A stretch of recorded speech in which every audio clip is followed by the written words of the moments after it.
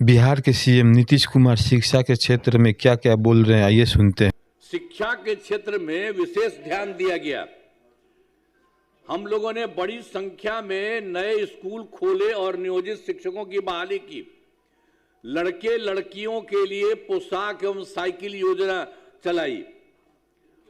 वर्ष 2023 से बिहार लोक सेवा आयोग द्वारा 2,58,000 सरकारी शिक्षकों की बहाली की गई।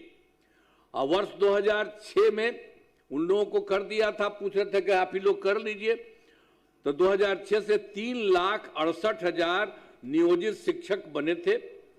और जब बाद में 2003 में इतना कर रहे थे, इसमें से भी कुछ लोग शामिल हुआ था, उसमें से बिहार लोक सेवा आयोग द्वारा 28,976 सरकारी शिक्षक बन गए। फिर सरकार ने तय किया कि नियोजित शिक्षकों को बीपीएससी की परीक्षा देने की जरूरत नहीं है, उन्हें मामूली परीक्षा लेकर सरकारी शिक्षक बनाया जाए।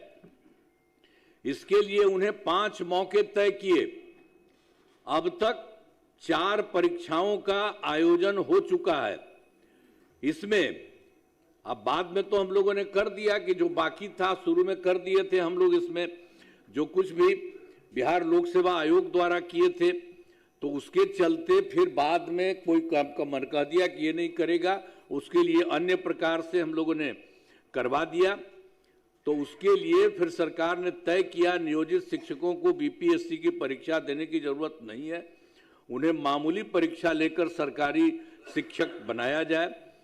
इसके लिए उन्हें 5 मौके तय किए। 5 मौका हम लोगों ने तय किया और उसमें से 4 परीक्षाओं का आयोजन हो चुका है, जिसमें 2,66,000 नियोजित शिक्षक पास हो गए हैं।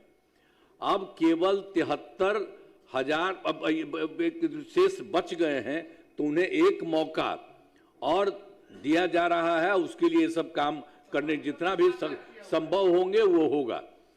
अब कुल मिलाकर सरकारी शिक्षकों